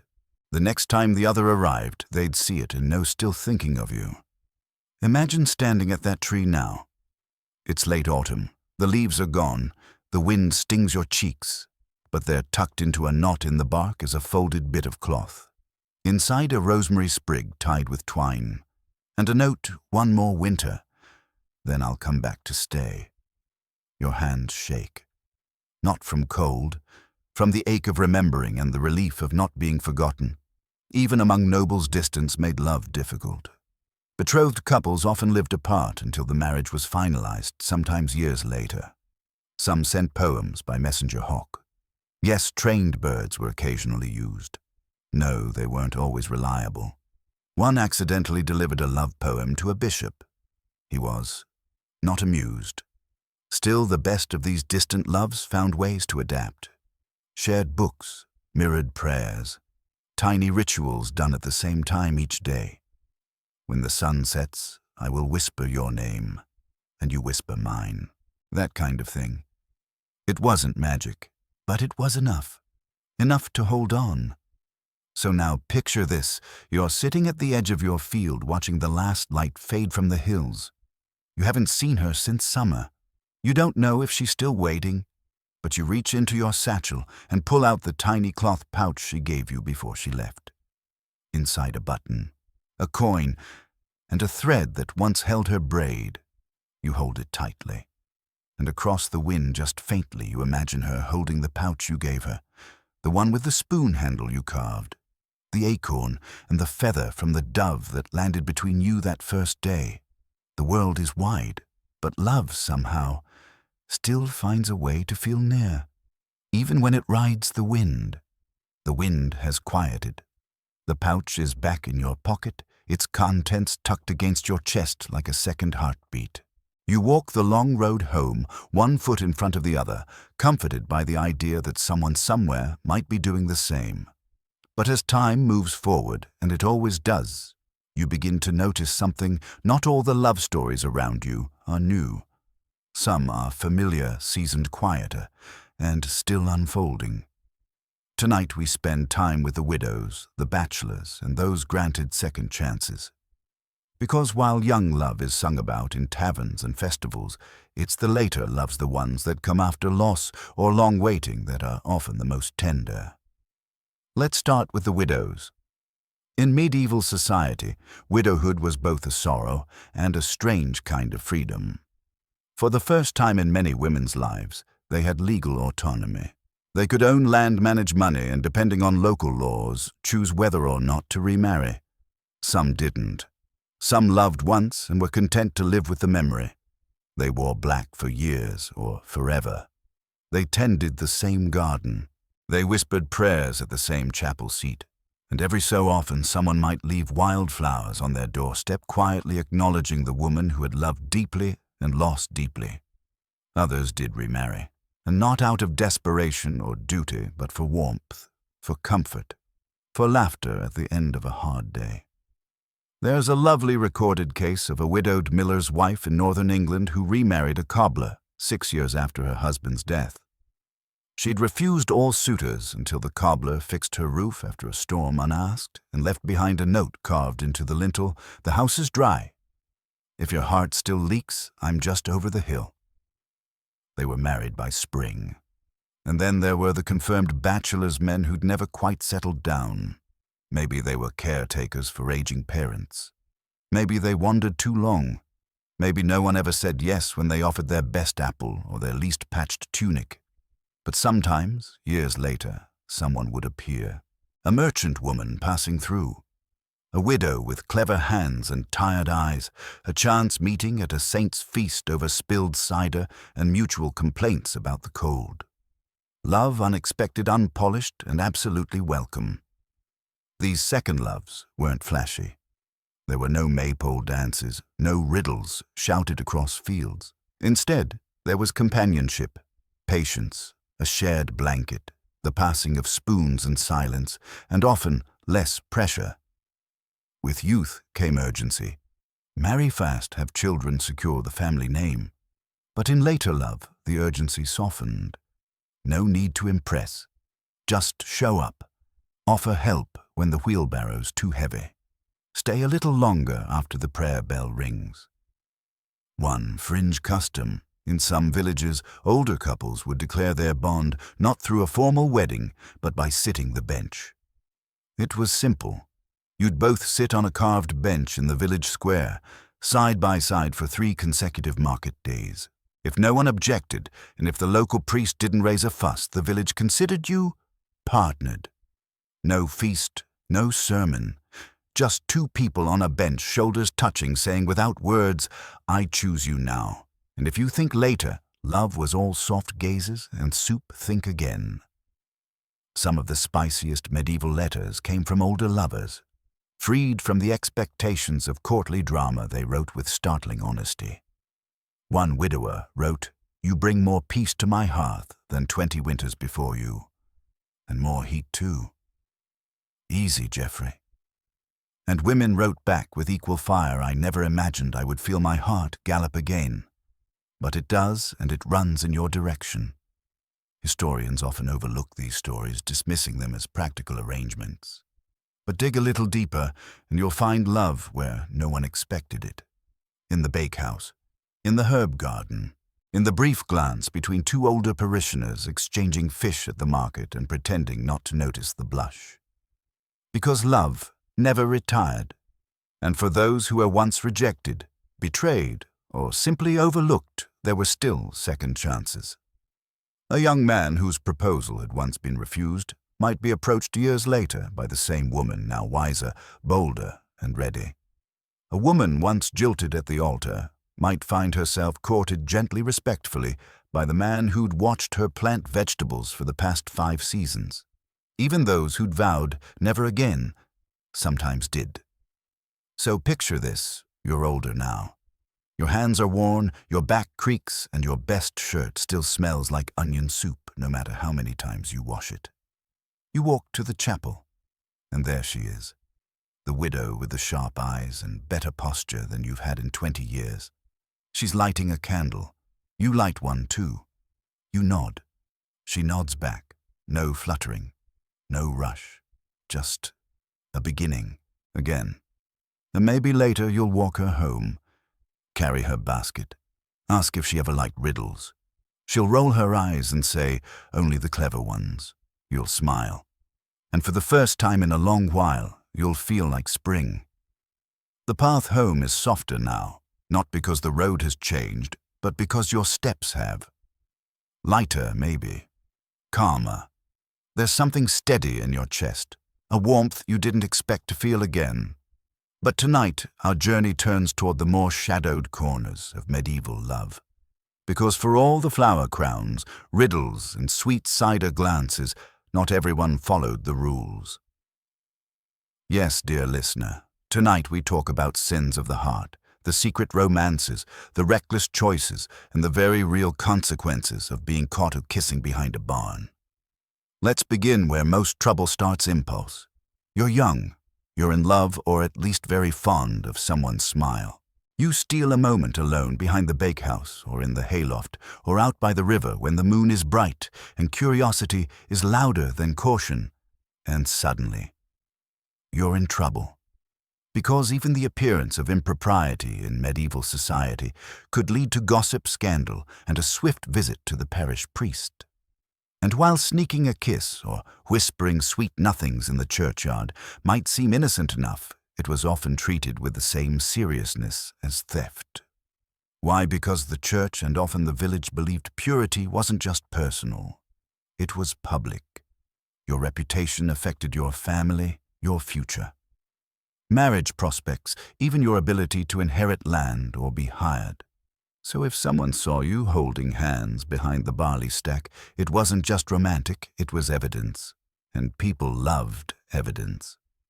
There are recorded cases where 2 teenagers were hauled before the church court for exchanging inappropriate glances for longer than what is modest. That's right, glances. More than 2 seconds of eye contact and suddenly your soul might be in danger. Some communities enforced watching windows, small holes in barn walls, or kitchens that allowed elders or siblings to keep an eye on courting couples. If you were keeping company with someone, you weren't alone. Ever. Not even if the dog was there. Still, hearts are reckless. So what happened if 2 people took things too far? Well, if the community found out, whether through whispers, confessions, or suspicious timing, the couple would likely be summoned before a church court. Not to be punished like criminals, but to be corrected. There might be a fine, a penance, a public confession where you stood in front of your entire parish and admitted you'd kissed someone without betrothal, or worse, that you'd intended to. And if your partner denied it, double the embarrassment. And the stakes, they were higher for women. Always. A girl accused of impropriety, true or not, might find her marriage prospects ruined. Dowries withdrawn, her family shamed. Boys might joke about it in the fields, and suddenly her name was no longer spoken with kindness. There's a chilling record from a 14th century village in Wales of a young woman named Gwen who was caught climbing out of a boy's window after curfew. She swore she'd only gone to deliver a borrowed book. He laughed and said nothing. She was punished. He was not. But the church didn't only punish actions, it monitored thoughts. Lustful dreams, confess them. Desire during a dance, confess it. Holding someone's gaze and imagining what it would be like to share bread with them at breakfast, scandalous. To the confessional, you go, friend. Historians still debate whether this level of control was universally enforced. Some parishes were strict, others were more lenient. But across much of Europe there was a strong emphasis on regulating desire. And when confessions were made, they were written down, sometimes in code, sometimes with alarmingly specific detail. Priests were trained to ask the right questions, not to embarrass you necessarily, but to purify you. One poor soul confessed to kissing a girl during Lent. He was given 40 days of silence, 3 meals of bread and water, and assigned to sweep the churchyard every morning before sunrise. Did it work? Maybe. Or maybe he just kissed her again after Pentecost. But sin didn't always end in punishment. Sometimes it ended in marriage. Couples caught together were sometimes forced to wed quickly, quietly, with little ceremony. The idea was to make it right. And for some it was. For others it became a lifelong reminder of one impulsive moment behind the stable. And yet, the heart wants what it wants, which is why love still bloomed in forbidden corners. There are stories, quiet, unrecorded, but passed through generations of lovers who met secretly for years, who defied expectations, who carved their initials on the inside of chapel doors or left tokens behind loose bricks in village wells. Even nuns and monks bound by vows weren't immune.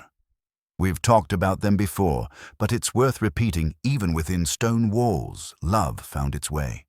A whispered psalm, a shared herb from the garden, a glance during Vespers that meant more than entire sermons. So now imagine this. You're standing at the edge of the field, the sky dimming. She walks past with a basket of apples. She doesn't stop, but as she passes, she drops one, just one, into your hands. No one sees, no one speaks, and yet you feel it. Not just desire, not just rebellion, but a kind of truth. Quiet, unshakable. That even in a world of laws and long sermons, hearts are still wild. And sometimes wild is holy too. The apple she left behind still rests in your hand, its skin warm from her touch. You don't eat it, not yet. You just hold it and feel the weight of all it means, a risk, a promise, a quiet rebellion dressed as a gift. And now, as our long walk through medieval love draws to a close, we step back and look around. Because tonight we arrive at the end, at the legacy of all this longing, this daring, this hand-holding, in the rain and glove-giving at the market. Tonight we trace the roots of modern love back to medieval romance. Now you might think the way we love today, flirting, dating, marriage for affection, is something new, something built by novels, music, and a billion romantic comedies. But those gestures, the little things, they started long before texting. When someone ties a ribbon in their hair to get noticed somewhere, a medieval girl is doing the same. When someone leaves a note under a coffee cup, there's a parchment on a cottage windowsill with the same trembling intent. When someone offers their jacket on a cold night, that's an echo of a knight removing his cloak for a lady walking through mud. Courtly love born in noble courts and carried on lutes by troubadours gave us the idea that love could be spiritual, transformative, even painful, yes, but worthy of poems and songs and quiet sacrifices. Peasant love, simpler but no less deep, gave us the knowledge that love could bloom while shelling peas or walking home from the well. That marriage could be a partnership, not just a transaction. And the secret romances, the late-night glances, the stories, no one wrote down, but everyone remembered. They taught us that forbidden doesn't always mean wrong. Even the mistakes, flings at the fair potions gone sour. Kisses that led to nothing but gossip, left behind something precious. The understanding that love isn't perfect. It's just human. A few traditions survive, reshaped through time. The engagement ring. That began in earnest in the late medieval period, though often the ring was a twisted bit of braided straw or iron. Love letters still alive. Whether in ink, email, or text, we're still writing to say, I thought of you, I miss you, I hope this reaches you. Dances, flowers, gifts, echoes of May Day festivals, of apple tosses and hayfield glances. And more importantly, the belief that love can defy barriers, that it can survive time, distance, family disapproval, even the plague. Okay, maybe not always the plague, but it tried. So now, as your candle burns low and your eyes begin to soften with sleep, picture this: you're walking a quiet medieval road. The sky is deep blue stars, scattered like flour across a wooden table. In the distance, a cottage window glows faintly. Someone waits for you there, maybe with stew, maybe with silence, maybe with a question that's been sitting between you both for too long. You knock. She opens the door. She says nothing at first, just smiles. The same way she did that morning. You handed her a flower for no reason other than the sun was out, and she made you feel brave. You step inside. The fire crackles. You sit close. And that's it. No riddles, no tokens. No speeches about fate, just two people, in the quiet, still choosing each other, every day, even in a world that rarely made it easy. And now you can let it all go.